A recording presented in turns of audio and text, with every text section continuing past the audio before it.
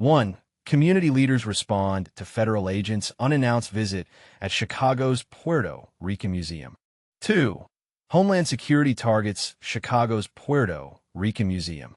3. Chicago responds to Homeland Security raid at Puerto Rican Museum. Community reacts and analysis. 4. Puerto Rican Museum on high alert after DHS visit. 5. Latino communities unite against ICE raids. From LA to Chicago. 1.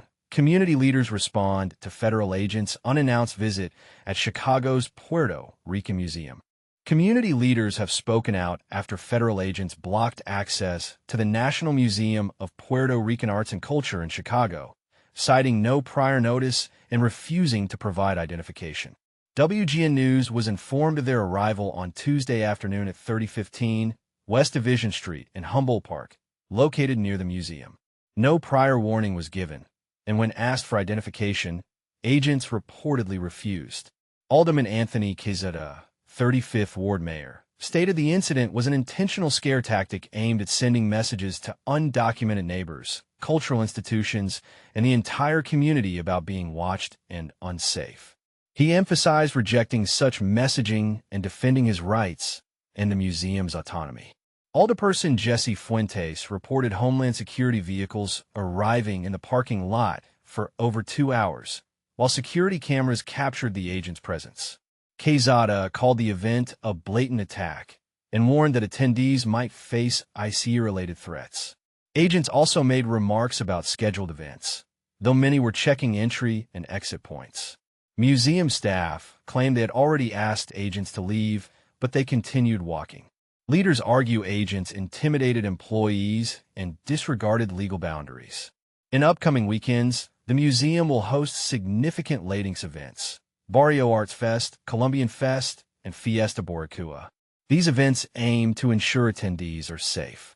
Jorge Ortega, director of Colombian Fest, mentioned that the park north side is fully fenced and private property is available for use.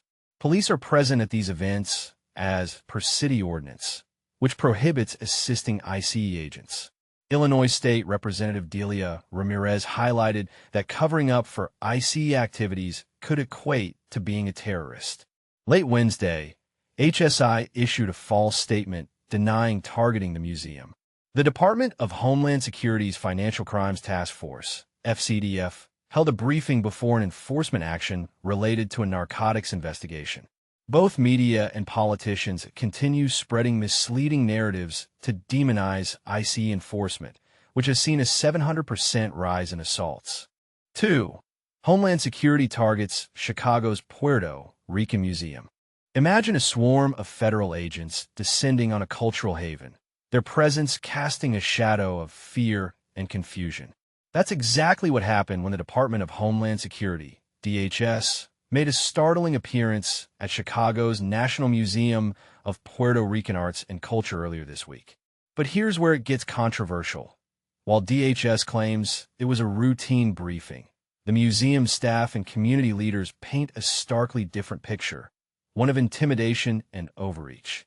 According to the Chicago Sun-Times, which broke the story, at least 15 DHS vehicles flooded the museum's parking lot on Tuesday, staying for nearly 2 hours.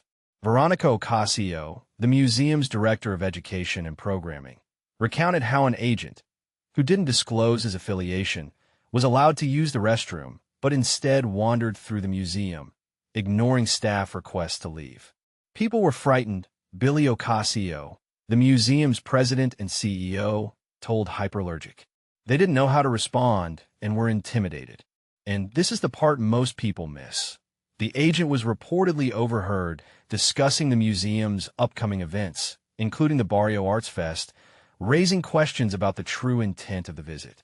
During a news briefing, Veronica Ocasio likened the DHS's actions to Gestapo-style intimidation, vowing, "We will not allow this bullying to happen here."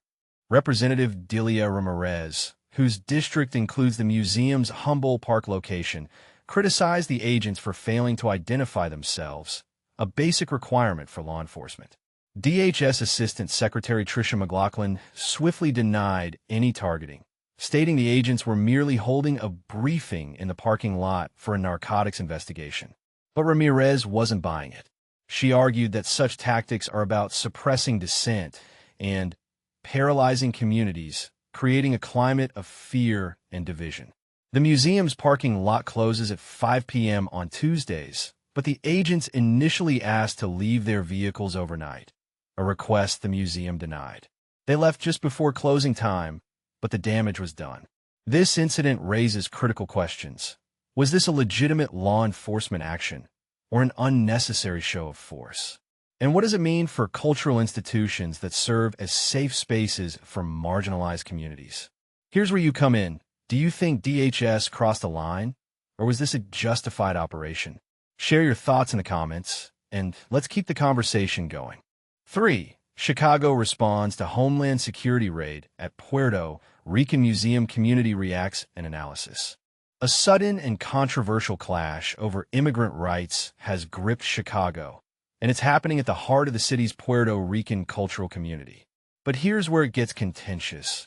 Were federal agents actually targeting a beloved cultural institution, or was it all just a misunderstanding? Let's dive into what happened, why it's stirring outrage, and what it could mean for communities moving forward. On Tuesday, alarm spread throughout Humboldt Park as federal agents converged on the National Museum of Puerto Rican Arts and Culture, a hub for art, heritage, and immigrant voices. Community leaders and local officials didn't mince words, labeling the incident a clear act of government intimidation. They gathered the following day on the museum grounds, united in condemning what they called a grave instance of federal overreach. Alderman Anthony Quezada of the 35th Ward didn't hold back. What ICE did was an explicit tactic to scare our neighbors, especially our undocumented community members. This display of power wasn't for safety. It was a warning that we're being watched, that no one is truly safe. According to several Chicago officials, more than a dozen Department of Homeland Security vehicles arrived at the museum around 3 p.m., lingering for about 2 hours. There was no prior warning or search warrant. When museum staff asked the agents to leave, the request was allegedly rebuffed. Agents reportedly told staff they had the right to be wherever they wanted, whenever they liked. Alderman Jesse Fuentes of the 26th Ward pushed back hard. ICE is not welcome here. The museum's property is private. This kind of harassment won't stand in Humboldt Park. What makes this even more baffling is that the National Museum of Puerto Rican Arts and Culture celebrates the heritage of Puerto Ricans, who, as U.S. citizens, are legally entitled to all the same rights as any other Americans. The museum's mission is to promote the vibrant arts and culture of Puerto Rico, a U.S. territory. But the Department of Homeland Security disputed the allegations.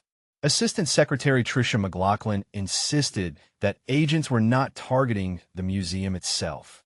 Instead, she explained, the Chicago Financial Crimes Task Force simply met briefly in the museum's parking lot before pursuing a narcotics-related enforcement action. She accused critics, including politicians and media in sanctuary cities, of spinning a false narrative to demonize our ICE enforcement agents, who, she added, are facing a massive surge in attacks against them. Surveillance footage from the museum, shared with reporters, confirmed that multiple law enforcement vehicles did indeed arrive on Tuesday afternoon, with agents meeting just outside the building. Museum staff members said they overheard these agents discussing the logistics for the upcoming Barrio Arts Festival scheduled at the site that weekend. U.S. Representative Delia Ramirez, a Democrat from Chicago, argued that this was part of a broader, more unsettling strategy, a preemptive survey for possible enforcement operations during the event. Representative Ramirez further claimed that ICE had become more assertive in the wake of President Donald Trump's recent budget bill, which allocates an additional $150 billion to immigration enforcement. This is about stifling opposition and paralyzing our communities, Ramirez said. It's the creation of dramatic spectacles designed to split communities and justify harsh tactics. This incident takes on even more significance given President Trump's stated intentions last month. He pledged to intensify deportation efforts in major Democratic strongholds like Chicago, Los Angeles, In New York, cities he called the core of the Democrat power center. Trump's former border chief, Tom Homan, recently claimed that pro-immigrant efforts in Chicago made ICE's job there especially difficult. For Veronica Ocasio, the museum's program director, the episode was both shocking and deeply personal. It was absolutely awful. Our community is defined by its resilience and its history of struggle. We have always fought for our dignity, our rights, and our transparency, and we're not stopping now. But this is the part most people miss. Was this truly a case of political intimidation, or just law enforcement doing their job in a convenient location?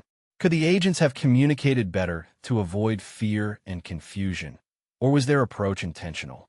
What do you think? Was this an overreach by federal authorities, or a case of misunderstood intentions? Should law enforcement be more sensitive when operating near cultural landmarks, especially in immigrant communities? Chime in below. Your perspective matters, and this debate is far from settled. 4. Puerto Rican Museum on high alert after DHS visit. A wave of unease is sweeping through the community connected to a Chicago museum dedicated to Puerto Rican culture because of an unexpected and somewhat mysterious visit by agents believed to be from the Department of Homeland Security. But here's where it gets controversial. While officials from DHS insist their presence wasn't aimed at the museum, the staff and local leaders remain deeply skeptical. On Tuesday, employees at the National Museum of Puerto Rican Arts and Culture reported that a group of individuals who identified themselves as Homeland Security agents but arrived in unmarked vehicles showed up at the museum. This visit has sparked fears that upcoming community events, meant to celebrate Puerto Rican heritage, could be under surveillance or even targeted for immigration enforcement. One immediate consequence of this situation is that an event planned for this weekend in Humboldt Park, known as the All-Involved Block Party, has now been postponed. Organizers cited concerns about immigration enforcement activities potentially taking place during such public gatherings. They expressed their disappointment, but emphasized the importance of protecting the community from intimidation and fear. The tension escalated on Wednesday when more than a dozen Latino elected officials, from local to federal levels, came together to publicly condemn the unannounced visit. Their presence underscored how seriously this matter is being taken and the broader implications it may carry for immigrant communities. According to Veronica Ocasio, the museum's director of education and programming, the unmarked vehicles were initially mistaken for regular Chicago police cars, which often occupy the parking lot during shift changes. However, when the agents identified themselves as Homeland Security, museum staff were told they could not be on the private property. When staff asked them to leave, the agents asserted their authority by stating they represented the law and refused to exit. It wasn't until more than an hour later that museum personnel felt able to approach and question them. Despite these first-hand accounts, DHS Assistant Secretary Tricia McLaughlin issued a statement denying any direct targeting of the museum. She clarified that on July 8th, Homeland Security Investigations, HSI, Chicago's Financial Crimes Task Force, held a brief meeting in the museum's parking lot as a staging area for an enforcement action related to a narcotics investigation elsewhere, not connected to the museum or its events. Still, the community is not fully convinced by this explanation. The prospect of immigration agents potentially monitoring or interfering with cultural festivals has understandably heightened anxieties. The Barrio Arts Fest, a popular event scheduled for this weekend at the museum, is expected to attract large crowds eager to celebrate Puerto Rican heritage. But now, organizers and attendees alike are on edge, worrying that immigration enforcement might overshadow these celebrations. The All-Involved Block Party organizers released a statement saying, "It is with heavy hearts that we are postponing Community Health's All-Involved Block Party, scheduled for July 12th, until further notice." This decision comes in direct response to confirmed plans for immigration enforcement activities targeting public events in Humboldt Park this weekend. They hope to reschedule when it's safer for everyone to gather. This entire situation raises important questions about the balance between law enforcement and the rights of immigrant communities to safely celebrate their culture. Is it appropriate for federal agents to use a cultural museum's premises as a staging ground without clear communication? How should communities respond when they feel their celebrations are under threat?